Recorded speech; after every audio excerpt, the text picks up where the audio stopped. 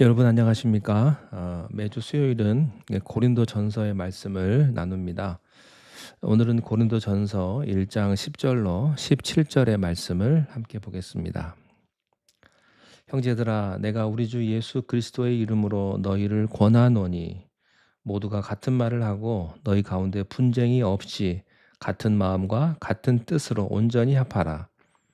내 형제들아, 글로의 지편으로 너희에 대한 말이 내게 들리니 곧 너희 가운데 분쟁이 있다는 것이라. 내가 이것을 말하거니와 너희가 각각 이르되 나는 바울에게, 나는 아볼로에게, 나는 게바에게, 나는 그리스도에게 속한 자라 한다는 것이니 그리스도께서 어찌 나뉘었느냐? 바울이 너희를 위하여 십자가에 못 박혔으며 바울의 이름으로 너희가 세례를 받았느냐? 나는 그리스보와 가이오 외에는 너희 중 아무에게도 내가 세례를 베풀지 아니하는 것을 감사하노니 이는 아무도 나의 이름으로 세례를 받았다 말하지 못하게 하려 함이라.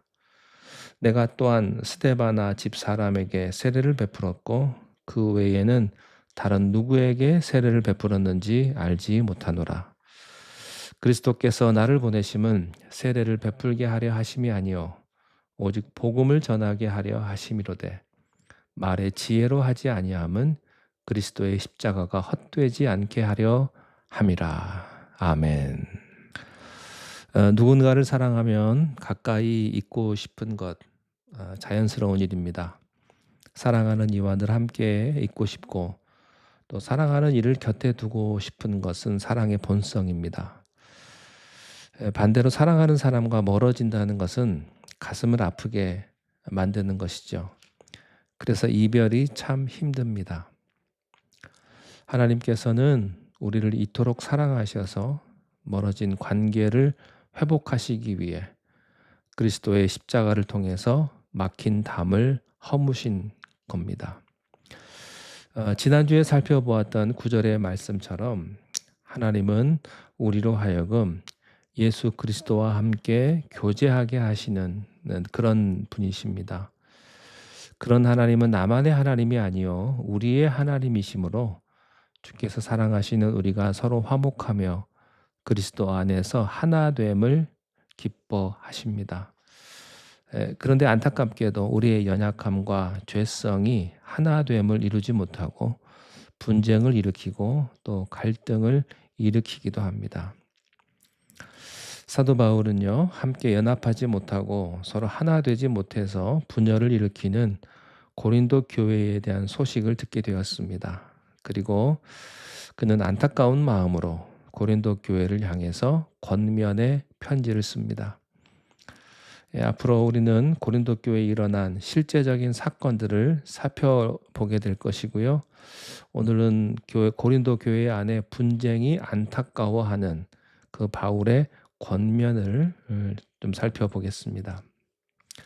10절에 형제들아 내가 우리 주 예수 그리스도의 이름으로 너희를 권하노니 모두가 같은 말을 하고 너희 가운데 분쟁이 없이 같은 마음과 같은 뜻으로 온전히 합하라. 바울은 지금 하나됨을 이루지 못해서 분쟁하고 있는 고린도 교회를 향해서 그 교인을 향해서 편지를 쓰고 있습니다. 누군가의 잘못을 바로 잡고 그리고 강한 권면의 목적으로 편지를 썼다면 조금 더 강한 어조로 강압적으로 말할 법도 한데 이 바울은요 형제들아 이렇게 차분하고 따뜻한 어조로 편지를 시작을 합니다. 우리 한글 성경에는 그 본래의 뜻을 다 담지 못하고 있지만요. 사실 여기에 사용된 이 단어는 훨씬 더 부드럽고 애정이 담긴 어투라고 말할 수 있습니다. 다시 말하면 사도 바울은 분쟁을 일으킨 교회를 향해서 질타하는 마음이 아니라 서로가 가까워지지 못하고 하나 되지 못하는 이런 상황을 진심으로 안타깝게 바라보고 있는 것입니다. 바울은 고린도 교회를 향해서 같은 말과 같은 마음과 같은 뜻으로 온전히 합하라 라고 이야기합니다. 여기서 같은 것으로 온전히 합하라 라는 뜻은 완전히 통일된 일관된 모습으로 살아가라는 그런 뜻이 아닙니다. 오히려 그 반대로 서로가 완전히 다른 모습을 하고 있다 할지라도 같은 목적을 가지고 그리고 하나가 되라고 말씀을 합니다. 우리들은 모두가 다 다른 모습을 하고 있죠. 출신, 성별, 나이, 직업, 같은 모습이 하나도 없습니다. 다 다른 모습으로 있습니다. 그러나 서로 다른 모습으로 있다 할지라도 그리스도로 말미암아 세상 속으로 한 뜻을 품고 함께 하실 하나님을 기대하면서 함께 각자의 모습과 각자의 위치에서 그 역할들을 감당할 수 있다면 그것이 바로 온전히 합한 교회의 모습이 되는 것입니다. 온전히 합하다 이 말은요, 다른 의미로 그물을 수선하다라는 의미가 있어요. 고기 잡는 그물이 한쪽이 아무리 견고하다 할지라도요, 다른 한쪽에 구멍이 나면 아무리 그 구멍에 아무리 그 그물에 고기를 많이 잡아도요, 한쪽에 구멍 난 그곳으로 고기가 다 도망갈 겁니다. 내가 아무리 잘 세워져 있고 내가 아무리 완전하다고 해도 그리스도의 몸된 교회의 한 지체가 힘들어하고 쓰러져 있고 마음이 찢기고 상처가 나서 구멍이 생긴다면 그것을 모른 척 해서는 안 된다라고 하는 것입니다. 온전한 그물이 되기 위해서는 작은 구멍이라도 모두 메꿔야 하듯이 우리 주변에 특별히 돌봄이 필요한 성도가 있거든, 또 영적인 성장이 필요한 성도가 있거든, 그가 예수 그리스도 안에서 온전히 세워질 수 있도록 그를 보살피는 모습이야말로 그리스도 안에서 온전히 합하여지는 모습이라고 할 수 있겠습니다. 바울은 계속해서 11절 12절에서 그가 들은 고린도 교회의 분쟁이 무엇인가를 말하고 있습니다. 11절 12절에 내 형제들아, 글로에의 지편으로 너희에 대한 말이 내게 들리니 곧 너희 가운데 분쟁이 있다는 것이라. 내가 이것을 말하거니와 너희가 각각 이르되 나는 바울에게, 나는 아볼로에게, 나는 게바에게, 나는 그리스도에게 속한 자라 한다는 것이니. 이 바울이요, 여전히 안타까운 그 마음으로 내 형제들아 라는 말로 호소하듯이 계속해서 글을 이어가고 있습니다. 이 바울은 이 교회에 이러한 분쟁에 대한 문제를 글로에의 집편으로 소식을 접했다고 밝히고 있습니다. 그런데 우리는 이 글로에가 정확히 어떤 사람인지 알 수가 없습니다. 다만 바울은 글로에의 집에 살고 있는 누군가로부터 교회의 분쟁이 일어나고 있다는 것을 알게 되었던 거죠. 자, 그런데 그 분쟁이라는 것이 고린도 교회가 크게 4개의 분파로 나누어졌다라는 것을 알 수 있어요. 이 12절에 나오듯이 고린도 교회는 바울을 통해서 직접 복음을 들었던 초창기 고린도 교회 성도들로 이루어진 바울파, 요즘 말로 하면 개척 공신입니다. 개척 멤버. 그리고 그 다음 바울 다음에 고린도 교회에 부임했던 사역자이자 또 학구적이고 아주 열정적인 설교자인 아볼로를 따르는 아볼로파. 이분은 굉장히 설교를 잘한 목회자였던 것 같아요. 그리고 베드로의 히브리식 이름을 그 게바파의 그 게바라고 해서 게바파의 히브리 유대인들이니까 이 사람들은 모태 신앙입니다. 그러니까 오랫동안 대대로 복음 안에서 그 신앙생활했던 모태 신앙인 사람들이죠. 요즘 말로 하면 모태 신앙이에요. 자, 그리고 마지막으로 예수님의 설교를 들은 경험이 있던 자들인데요. 예수님의 설교를 직접 들었으니까 이 사람들은 아마 영적인 우월주의에 있었던 것 같아요. 이 사람들은 그리스도파, 요즘으로 하면 영적 경험이 있는 방언을 했다거나 또 신령한 경험을 했다거나 아마 이런 분들인 것 같아요. 이렇게 개척 멤버, 설교 잘하는 목사님을 따르는 또 사람들, 또 모태 신앙인 사람들, 또 영적 경험이 있는 사람들, 이렇게 4개의 분파로 나누어져 있었던 겁니다. 그들은 복음을 믿고 그리스도를 믿는다고는 하지만 실상은 그리스도 안에서 사는 게 아니라 자기 목적에 맞게 하나님을 제한하는 삶을 살아왔던 거죠. 중요한 것은 12절에서 고린도 교회 분쟁에 대해서 설명할 때 나는 누구에게 이 나는이라는 단어가 계속해서 반복이 돼요. 나는 바울에게, 나는 아볼로에게, 나는 게바에게, 나는 그리스도에게. 이 말은 뭡니까? 철저하게 자기중심적인 삶과 믿음을 갖고 있었다는 거예요. 결국에 교회 분쟁의 원인은 뭐냐? 나는 여기서부터 시작되는 겁니다. 내 이름을 내세우고 내 공로를 내세울 때 또 나의 이름이 그리스도의 은혜와 사랑보다 앞서서 내 이름 뒤에 그리스도의 이름이 쓸쓸하게 가려지기 시작을 할 때 주님의 몸된 교회는 분쟁이 시작된다는 겁니다. 오늘 본문에 사용된 이 분쟁의 단어, 이 찢겨지다라는 말로도 해석할 수 있는데요. 마치 옷감이 사정없이 찢어져서 그 기능을 완전히 잃어버리는 것, 그 상태를 말하는 겁니다. 우리 입술에서 은혜, 십자가, 보혈 이런 말을 대신에 나라고 하는 이름이 나오기 시작을 할 때 교회는 찢어지는 아픔을 겪어야 할지도 모릅니다.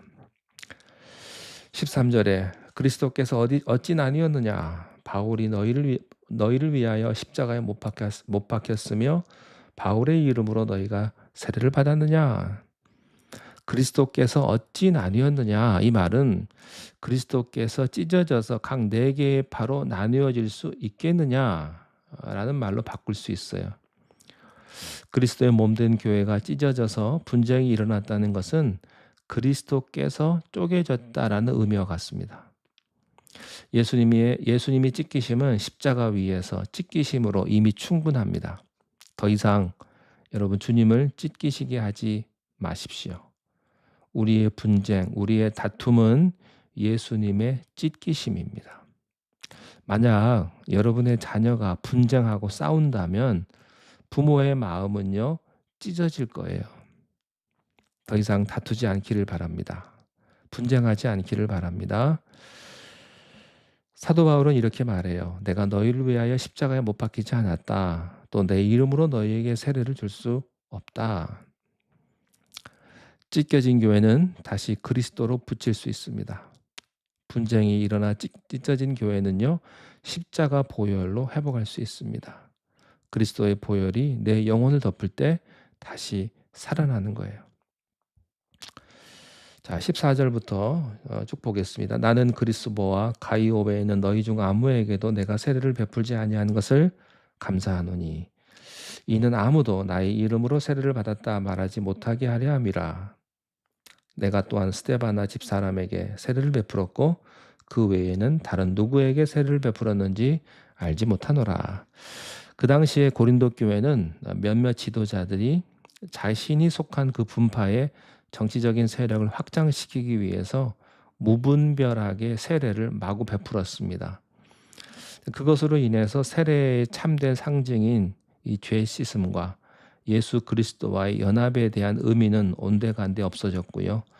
오직 자기들의 세력을 확대시키고 자신을 따르는 무리를 키우는데 쓰는 수단으로 전락해 버린 겁니다. 하지만 바울은 오히려 고린도 교회에 있는 그들 중에 그리스보와 가이오 그리고 그 밖에 스데바나 집 사람에게만 세례를 베풀므로써 그들의 악한 행실을 돕지 않게 되어 오히려 나는 다행이다 라고 이야기를 하고 있는 거죠. 자, 오늘 마지막 본문 17절에 그리스도께서 나를 보내심은 세례를 베풀게 하려 하심이 아니요 오직 복음을 전하게 하려 하심이로되 말의 지혜로 하지 아니함은 그리스도의 십자가가 헛되지 않게 하려 함이라. 바울은 분쟁을 일으키는 다른 지도자들처럼 그렇게 자신의 모습을 드러내지 않았습니다. 자신을 높이지 않았습니다. 그는 자신을 위해서 십자가를 짊어지고 직접 몸을 찢기신 예수 그리스도께서 허락하신 복음을 전하는 전달자의 역할이라는 것을 알고 있었던 거죠. 바울은 분쟁을 일으켰던 다른 지도자들처럼 인간적인 생각과 계산으로 십자가 앞에 서지 않았습니다. 바울은 십자가의 의미를 분명하게 알고 있었기 때문에 세상의 철학과 입술의 지혜로 십자가 앞에 서지 않았던 겁니다. 사랑하는 여러분, 사랑하면 가까이 있고 싶습니다. 그리고 사랑하면 내 곁에 두고 싶습니다. 10절 맨 처음 읽었던 거죠. 다시 한번 보겠습니다. 형제들아, 내가 우리 주 예수 그리스도의 이름으로 너희를 권하노니 모두가 같은 말을 하고 너희 가운데 분쟁이 없이 같은 마음과 같은 뜻으로 온전히 합하라. 온전히 합하라. 오늘 우리 주 예수 그리스도의 이름으로 너희를 권하노니, 이 말은 예수 그리스도의 마음으로 내가 이 말씀을 전한다. 그런 뜻입니다. 우리와 가까이 하기를 원하시는 아버지 하나님의 마음, 또 관계가 찢어지지 않기를 그토록 원하시는 아버지 하나님의 마음이라는 것입니다. 교회에 분쟁을 원하지 아니하시는 하나님 아버지의 마음을 깊이 묵상할 수 있는 그런 하루가 되시기를 바랍니다. 기도하겠습니다. 하나님 아버지, 우리가 분쟁하지 않고 다투지 않고 연합하게 하시고 또한 하나 될 수 있는 성령의 그 놀라우신 은혜를 오늘도 경험하며 살아가게 하옵소서. 악한 영이 다 떠나가게 하시고 우리를 새롭게 하시고 또한 하나 되게 하시는 그리스도의 영의 지배를 경험하는 우리 모두가 되게 축복하여 주옵소서. 예수님의 이름으로 기도하옵나이다. 아멘.